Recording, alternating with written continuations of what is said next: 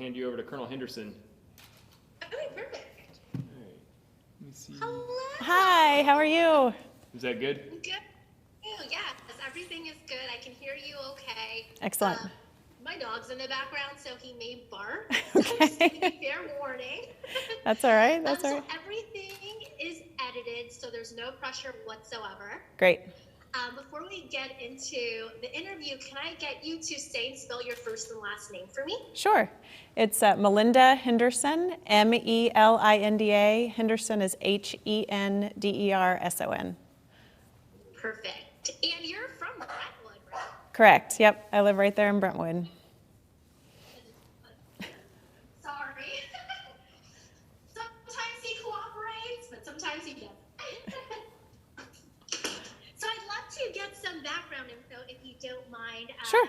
Just about you and your family. So you guys live in Brentwood. Do you have, is it 3 kids? Yes. The picture I saw? Yes, I have 3 kids. What are their ages? So I have a 12-year-old, a 14-year-old, and a 16-year-old. They go to Woodland Middle and Ravenwood High School there in Brentwood. Perfect. And so how long have you been away for?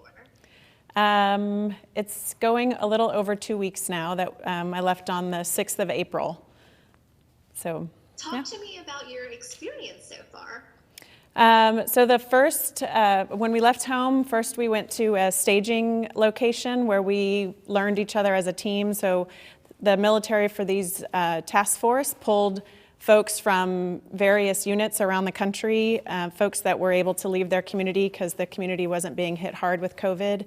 And we joined together in a staging area and got to know each other as a team, worked on paperwork, learned a little bit about the work that we were going to be doing, had some training lectures on COVID and many of the processes that we might be following in the places that we went. In fact, General Lucky came and visited us to kind of pump us up and get us excited about the work that we were going to be doing. And then after about a week there, we departed and came here to Boston, where we've been assigned to support one of the field hospitals here in Boston at the convention center called Boston Hope Hospital. After some orientation and learning the system here, have been on the floor caring for patients for the last 10 days or so. And how has that been? I know it must be tough, especially because Boston is one of the harder hit areas. And also you're dealing with a lot of older patients. Right, so one of the things that we're doing is we're taking in patients who have been through the worst part for most of the time. They've been through the worst part of their illness. And so we're seeing people on the recovery side of their COVID illness, which means they may still have an oxygenation need, they may need some physical therapy, they may need just help getting back on their usual medications for their chronic illness like diabetes or heart failure. And so a lot of times we're seeing the happier side of the illness, the folks that are able to get home and go back to their community living, and folks who are working on getting their strength back to go back home with their family. And from what I was reading on this online article, it seems like you're fairly new with the Army. So how has it been? It's kind of like you just joined and all of a sudden you're hitting the ground running. Right. One of the things I knew with joining was that there are no promises about when you will or won't be deployed, and that's what I signed up for. So I knew when I signed up 2 years ago that there was always a chance that I could get activated and serve in a different than just on the weekend drills that I was used to doing up until this point. So we're always on the standby and ready to serve our country in any way that we need to, and this just happened to be the time for me. What made you want to join? So my father was 30 years career Army, so it's really something I grew up around and knew my whole life, and always had a desire to serve as well. My brother was also a Marine, and it just took me a little later in life to finally take action and do it, but it was something I always felt a passion for. How has it been? I'm sure it's very difficult being away from your family, talking to them while you're all the way in Boston. Can you talk about that?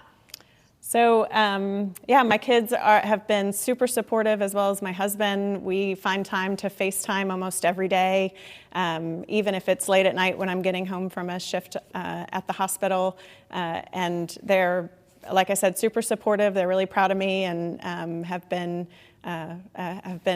doing everything from sending me letters occasionally, or just a quick text in the middle of the day to tell me that they're thinking of me, or show me a video of something that they're doing to keep me connected. So their life has changed too, obviously, not being in school and learning how to do online school, and figuring out things to do with their time. And so it's been fun for them to share their experiences with me, and me be able to share whatever the things that I can share with them about the work that we're doing here. You know, there's so much anxiety surrounding just the COVID-19 pandemic. What has been most rewarding for you, though, being in the front lines of it all?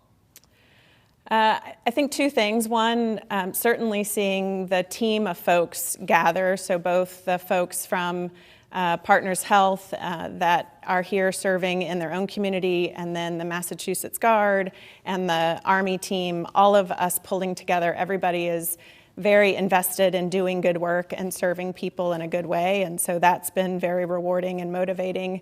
And then again, seeing the patients that we're taking care of getting better. Some of the folks that come to us are very sick. They're so deconditioned that they're not able to get out of bed, or they're still requiring a lot of oxygen. And every day we see them get a little better. And so we're excited to get back to work the next day, so we can see the advances that they're going to make that next day again. So those have been super motivating. Has any of the patients that you talk to expressed, the fear that they're having, just because this virus is so new, in the sense that there's not that much information about it still? Yeah, there's a lot of conversations that we have, reassuring them about when it's safe to go back to their family. Many people are with us because they need continued isolation away from family members who may be more sick or more at risk at home, and so they are staying with us for that full period of isolation. And also, many folks have a lot of questions about if they will get sick again. Are we sure they're well enough to go home? So there is a lot of conversations that we're having with patients for reassurance and to help them through this disease. And even as physicians, we're learning things every day. So the team is trying to stay on top of all the information that's coming out of the CDC and other trusted resources about what we're learning about this disease, so we can share it with our patients and with each other as well. Has it been, I'm sure it's been nonstop for you. It's very long hours, right? Yeah, our shifts are 7 to 7, but we're good to help each other get off the floor, to take breaks and make sure we're eating and drinking and taking care of ourselves, so that we can stay strong and keep helping our patients. Perfect. Is there anything else I didn't ask you about that you want to add? I can't think of anything that I should. And it's only okay, David. I just want to make sure that article that I saw, is it okay that I use that picture of your family? Yes. Funny enough, my kids are like, "Mom, you didn't tell me that was going to be like in the news," because it was one that I just said, yeah. It was actually the day before I left that we took it, and I said, "Look, I just want a recent photo on my phone of us together before I take off." And so you can see my kids are just in, casual clothes for the day, and so it certainly wasn't one that we expected to be shared on the news. But that's us. We're a real family. We're kind of, come as you are, and so you can continue to use that photo. I love it. And I just want to make sure. It says you're 42, is that correct? I'm 44. I joined the Army at 42. Mm-hmm. Oh, at 42, okay, but now you're 44. Yes. And then I just want to make sure I get all my info right.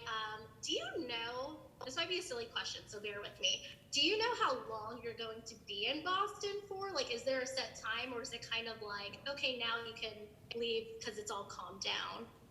Yeah, we have certainly I don't have any idea how long we're going to be in Boston. Our command is working closely with FEMA and the governor of Massachusetts so that we're here as long as we're needed to serve. But I certainly don't know what that length will be. And just as you said, there's a lot about this disease we're learning day to day. And so we're here to serve the state of Massachusetts and the people of Massachusetts as long as they need us.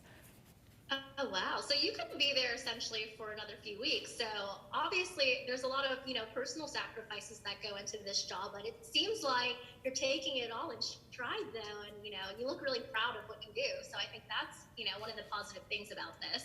Yeah, it's a great team. And so the work is very rewarding. So I couldn't think of a better place to be other than maybe at my dinner table every once in a while with my kiddos. Well, perfect. Thank you so much for chatting with us. That's everything I needed. I will keep you posted on when this airs. So if your family does want to watch it here in Nashville, they can. Excellent. I really appreciate it. Perfect. Thank you. Thank Bye. you. Bye-bye.